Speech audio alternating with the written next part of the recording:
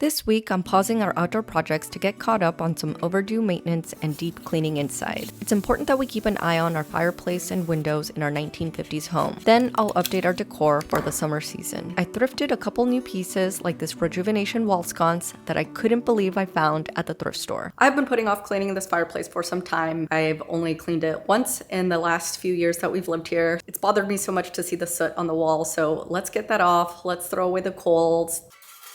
There's an old metal sheet sitting on top of this grate, so I'm gonna try to cut that off. I have a couple of different wire cutters here. I'm gonna try using this one. Yay, that did it.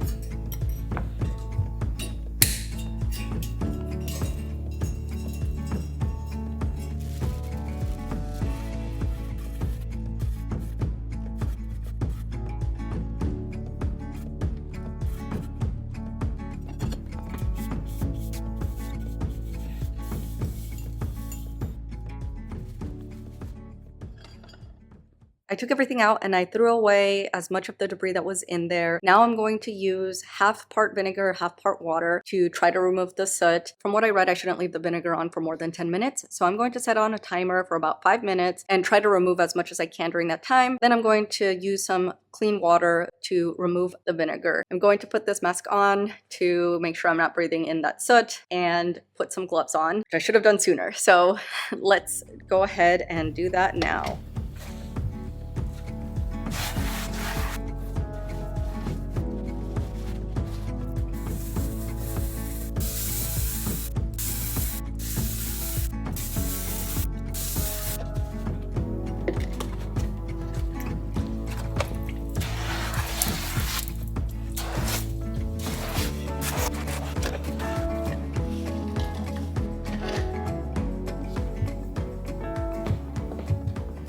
I did the best that I could with just some vinegar and water. I should have added some soap. If you have any recommendations on how you like to clean your fireplace, please let me know in the comments below. This was a task that I have been avoiding, and after all that hard work, I don't feel like it really paid off. It looks marginally better. I probably would also not use a kitchen sponge. I know they sell brick cleaner. That's something I didn't do a lot of research on, so I just went with some vinegar and water. When I used soap last time, that worked a lot better, so I wish I would have put some soap in this time around. It's just harder to clean up. It's a little better, but it's not as clean as I wanted it to look. But I have to move on to other tasks. Something that we did in the past was have the fireplace inspected to make sure that everything is functionally in order and safe. So if you have a brick fireplace in your new home or it's something you haven't done, that's something I recommend doing just to make sure the integrity of your fireplace is good and safe to use. I've cleaned these windows once in the few years that we've lived here. Last time I cleaned the windows, I noticed that there was a little bit of water coming in from a couple of areas. So we're gonna add some silicone around all the corners and that should seal everything back up. I've probably only cleaned these windows once from the outside, so I'm really excited to see how they clean up. I'm going to get all the webs off with this, and then I'm going to use the leaf blower to blow everything out of the way. There are so many webs above here. I'm just gonna grab them now too. I'm gonna cut back some of this new growth that's down at the bottom. Here I have an old t-shirt that's just a little damp. I'm going to just get some of the dust around the wood and the window off. Just do my best to clean the windows with some Windex on both sides.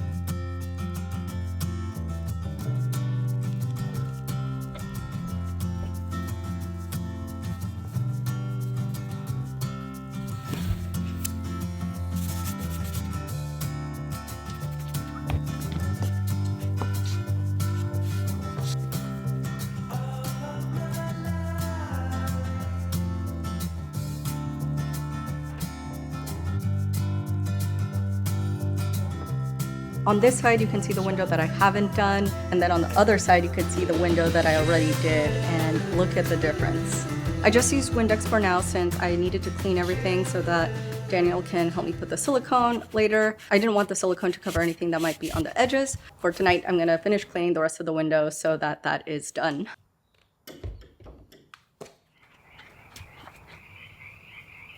I haven't seen the window this clean since basically we moved in. So I am so excited by how shiny they look. I'm not sure if I'll get to adding the silicone this video, but that's something we do have to take care of so that we make sure that it's sealed from any water. I'm probably gonna keep tidying up in here.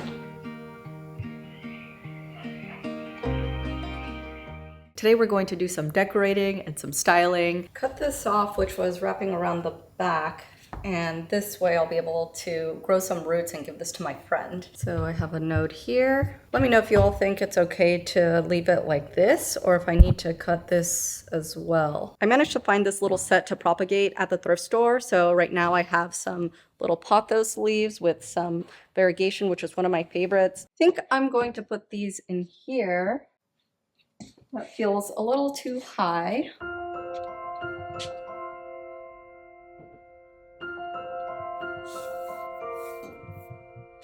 Put my foot back.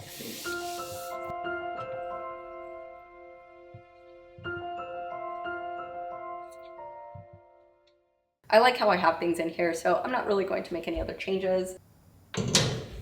I swapped my Birds of Paradise plant. It was in front of me to this corner over here. I also found this Pottery Barn side table at an estate sale a while back that I had sitting around. I used to have the same table, but in a different dimension that I also found secondhand. The height of this one works a little better because it is just a couple of inches shorter than the sofa. I have this end table here, which I just move this around to wherever we need it. Let's put some throw pillows on here. Right now I have the boucle ones from winter. I'm going to swap them out for the ones I have in the guest room, which are made out of linen. I think these will feel a little lighter. Might be an option that we use. Let's bring these out. I like a lot of what I have out as well already. I got this for $12.97 at the West Elm outlet. So this ended up cleaning up really well. I found this at a West Elm, not the outlet, at a regular West Elm in the clearance section. This is made by one of their local makers. I think that's really cool about West Elm is that they partner with different local businesses to distribute through West Elm. This brand, it's called Convivial. Sorry if I'm mispronouncing that. This was originally $62. I got it on sale for $24.99. And I think it's just a beautiful neutral color. So I'm going to start with this here. I've been burning this candle that my friend gave me, and it's in this gray-green vessel. I also have this handmade little vase that I got in Mexico City. Then we'll get some more height variation after I put in some flowers or some greenery. I'm not sure if I'm going to keep the pillows behind me the same. This is how I've had them since the winter. I'm going to update the throw on the sofa from the black plaid one that I have to this cotton cream colored one that should go with the throw pillows on the swivel chairs. I think I might need some more lighter accents. So let's try.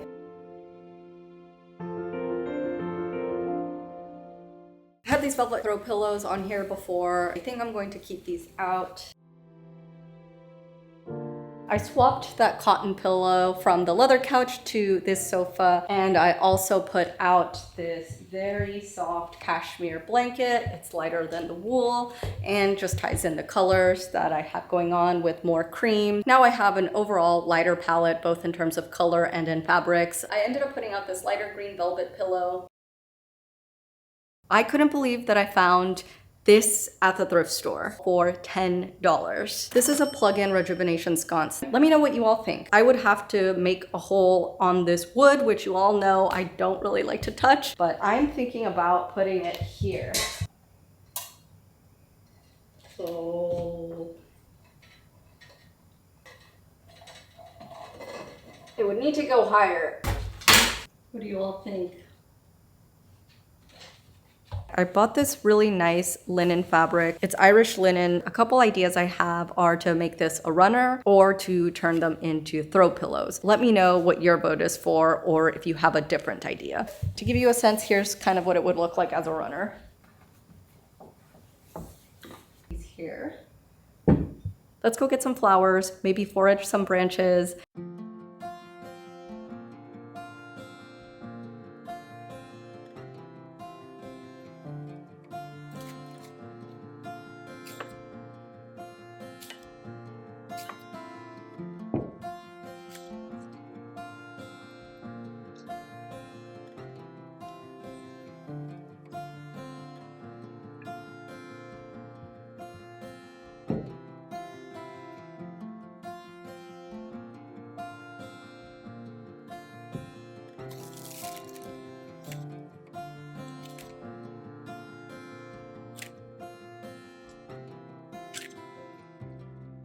I cut these at slightly different heights. I'm gonna see if I can get some filler. If not, I think they look pretty nice the way they are.